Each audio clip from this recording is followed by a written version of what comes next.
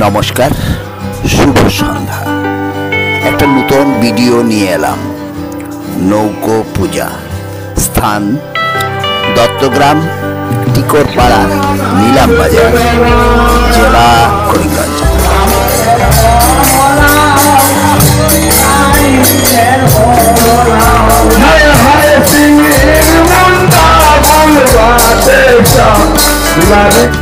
আমি Varun, channel nomadic পথ। Please subscribe, like and comment. নৌকো পূজা প্রায় লুপ্ত হওয়ার পথে। খুবই কম এই পূজা অনুষ্ঠান হয়ে থাকে। তার নানান কারণ রয়েছে। অবশ্যই এই পূজা প্রচলন বিশেষ করে ব্রিটিশ ভারতের সিলেট, বাংলাদেশ, বরাক অঞ্চলের এই পূজা উৎসব বহুল প্রচলিত ছিল এবং সম্ভবত সীমাবদ্ধ ছিল। গ্রামের অবস্থা সম্পূর্ণ বৃত্তবান বিশিষ্ট মানুষরাই এই পূজা আয়োজন করে থাকেন। বিশেষ ব্যয়বহুল তো বটেই, তাছাড়া বিশেষ বিরাট একটা জায়গার প্রয়োজন হয়ে থাকে এই পূজা অনুষ্ঠানের জন্য। আর পাশেই বসে মেলা। তো এবছর 2024-এর 14, 15, 16 এবং 17 ফেব্রুয়ারি করিমগঞ্জ জেলার নিলামবাজারে দত্তগ্রামে এই পূজা অনুষ্ঠান শুভ সূচনা হয় এবং 17 তারিখ এর সমাপন ঘটে। মনসা মঙ্গলের আখ্যান শুরু হয় বণিক চন্দ্রধর বা চাঁদ সদাগর এর সাথে মনসা দেবীর দ্বন্দ্ব নিয়ে। এই কাহিনী শুরু দেবী মনসা শিবের কট্টর ভক্ত চাঁদকে তার পরম ভক্ত এবং একজন পূজকের পরিণত করতে চান। এই উদ্দেশ্য নিয়েই এই উপাখ্যান এবং তার সূত্রপাত। দেবী মনসা চাঁদ সদাগরকে তার পূজা এবং উপাসক হতে অনুরোধ করেন, কিন্তু চাঁদ সদাগর তা অস্বীকার তো করেনি, তদুপরি অবহেলা এবং ঘৃণা করতে শুরু করেন। তাতে দেবী মনসা ক্রুদ্ধ হয়ে ওঠেন এবং সদাগরকে নানান লাঞ্ছনা এবং প্রতিশোধ নিতে শুরু করেন। তো কথা ছিল, চাঁদ সদাগর দেবীর পূজা মনসার পুজো করলে নরলোকে তার প্রচলন হবে এবং দেবী মনসা দেবতার স্থানে অধিকার করবেন।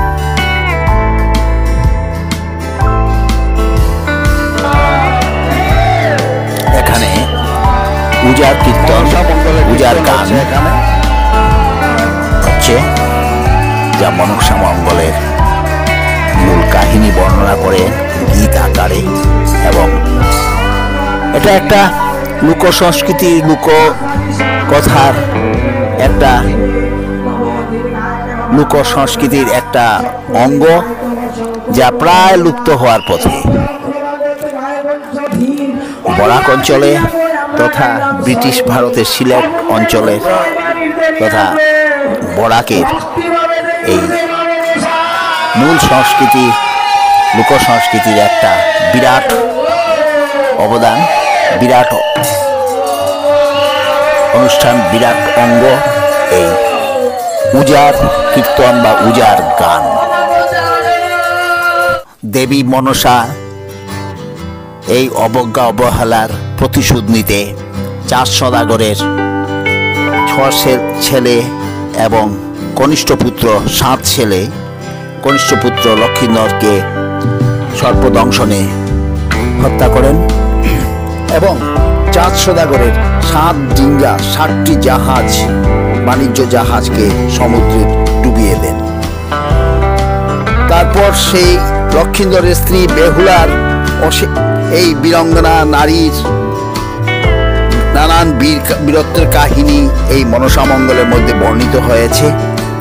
এই কাহিনী শেষ প্রান্তে মনসাকে তুষ্টি করে ফিরিয়ে আনেন এবং সমস্ত চাঁদ সওদাগরের সমস্ত লুপ্ত এবং মৃত সন্তানদেরকেও বাঁচিয়ে তোলেন এবং চাঁদ সওদাগর বাধ্য হন এই পুজো মনসার পুজো করতে।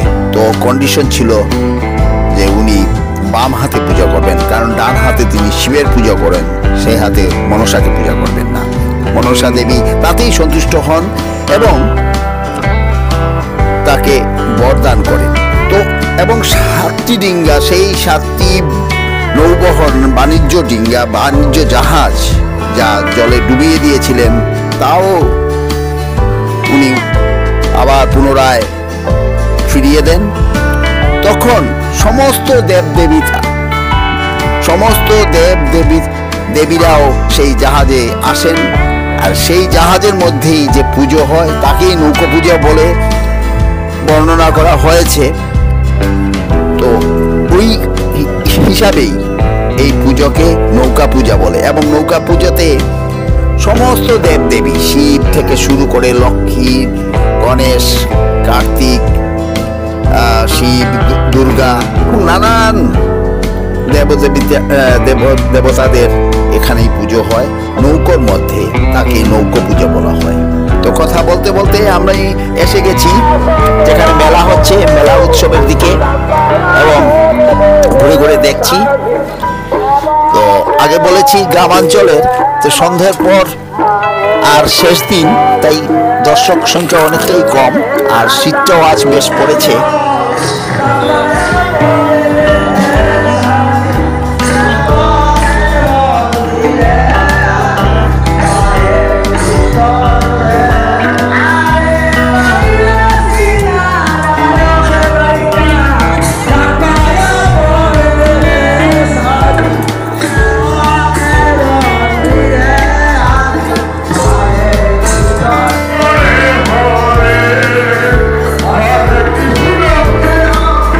তো আমি এখানে পেয়ে গেছি যে নৌকো পুজোর যে কমিটির প্রেসিডেন্ট, আপনার শুভ নাম? জ্যোতিষ্মান পুরকাস্ত। তো প্রেসিডেন্ট মহাশয়কে পেয়ে গেছি। তো ওনার কাছ থেকে আমি জেনে নিচ্ছি যে এই নৌকো পুজো ওনারা এবছর প্রথম করেছেন কিনা। এবছর কি প্রথম করেছেন? হ্যাঁ, এবছরই এটা প্রথম হয়েছে। তো বিশেষ করে নৌকো পুজোটা হচ্ছে কি আপনার মা মনসারই একটা বন্দনা, মা মনসার বন্দনাই এখানে করা হয়। নৌকোর উপরে যে পুজোটা হয় সেটাকেই জেনারেলি নৌকো পূজা বলা হয়। তো এই পুজোটা আসলে এখানে করিমগঞ্জের একজন বিশিষ্ট ব্যবসায়ী, উনি স্বপ্নাদেশে পেয়েছেন যে এখানে নৌকো পুজো করতে হবে। তো উনি আমাদের সাথে যোগাযোগ করেন, সেই সাথে আমরা ওনার সাথে একমত হয়ে আমরা এখানে নৌকো পুজোর আয়োজন করি। এই পূজা কি এবছর প্রথম? হ্যাঁ, এই পুজোটা এবারই প্রথম এবং এটা স্বপ্নাদেশে হয়েছে। এর জন্য এবার প্রথম পুজো হচ্ছে। এটা করিমগঞ্জের একজন বিশিষ্ট ব্যবসায়ী স্বপ্নাদেশে পাওয়া, এবং সেই স্বপ্নাদেশকে সফল করার জন্য আমরা সবাই মিলে এখানে পুজোটার আয়োজন করি। এই নৌকো পুজো কেন হয়? নৌকো পুজো ব্যাপার সম্বন্ধে কেন হয়? আমাদের শাস্ত্রীয় মতে নৌকো পুজোটা জেনারেলি আমাদের কাছার অঞ্চলে বা সিলেট বা বাংলাদেশের অধীনে, যেটা ভারত বাংলাদেশ ছিল, সেই বিষয়ে সেখানে এই নৌকো পুজোটা প্রসিদ্ধ। যে এই নৌকো পুজো সম্বন্ধে বিশ্বহরির সঙ্গে রিলেটেড কি আছে, ওটা সম্বন্ধে কিছু বলতে পারবেন? অ্যাকচুয়ালি নৌকো পুজো মানে যেটা বিশ্বহরির সাথে রিলেটেড, যেখানে চাঁদ সওদাগরের সাথে বিশ্বহরির একটা বনিবনা ছিল না। চাঁদ সওদাগর সহজে বিশ্বহরিকে মানতে রাজি ছিলেন না। তো চাঁদ সওদাগর সেই সময় ডিঙ্গা নিয়ে ব্যবসা করতে যেতেন। তো মা মনসা রুষা নলে পড়ে ওনার সপ্ত ডিঙ্গা জলে ডুবে গিয়েছিল। তো তারপর উনি যেভাবে হোক মা মনসাকে পুজো দিতে রাজি হয়েছিলেন, এবং মা মনসাকে তিনি বাঁ হাতে পুজো দিয়েছিলেন বলে প্রচলিত, এবং সেই বাঁ হাতের পুজোতেই মা মনসা উনি মুগ্ধ হয়েছিলেন এবং মা চাঁদ সওদাগরের সকল ডিঙ্গা আবার ফিরিয়ে দিয়েছিলেন। সেই থেকেই সেই নৌকো পুজোর প্রচলন। অনেক বছর পরে এই নৌকো পুজো বরাক অঞ্চলে, বিশেষ করে করিমগঞ্জ ডিস্ট্রিক্টের এই নীলামবাজার দত্তগ্রামে এই অনুষ্ঠানটা দেখতে পেলাম। তো এর সম্বন্ধে আরেকটা বিষয় জেনে যাচ্ছি যে এই পুজো কতদিন ধরে হচ্ছে এবং আর কতদিন চলবে? এটা আসলে পুজো শুরু হয়েছে আপনার গত মঙ্গলবার থেকে, যেটা বসন্ত পঞ্চমী বলে থাকি আমরা, সেদিন থেকে এটার শুভ সূচনা হয়েছে এবং আজকে এটা সমাপ্তি।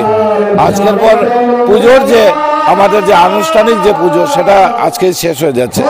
তারপর হয়তো এখানে লোক অনেক দর্শনার্থী আসবেন, ওনারা হয়তো এটা দর্শন করতে পারবেন, কিন্তু আনুষ্ঠানিকভাবে আজকেই পুজো শেষ। তো অনেক অনেক ধন্যবাদ। ধন্যবাদ আপনাকে। আপনার শুভ নাম? আমার নাম দেবাশিস পুরকাস্তি। আমার সব্যসাচী। তো আপনার সবাই কমিটির? অনেক অনেক ধন্যবাদ, শুভেচ্ছা, শুভকামনা রইল, নমস্কার। না না, আমরা সব হিন্দু সমাজে এই পুজোর অংশীদার এবং আপনিও স্বয়ং নিজেই এসছেন, আপনি এখানের মেম্বার, কোনো অসুবিধা নেই। অনেক অনেক ধন্যবাদ, খুব সুন্দর করে বললেন। তো একটা মজা হচ্ছে এখানে দর্শকের মধ্যেও একটা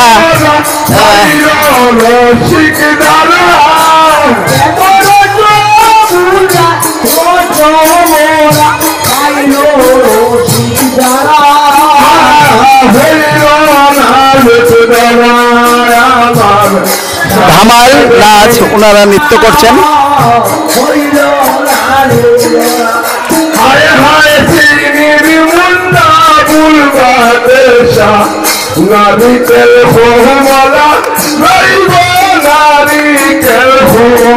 ধন্যবাদ।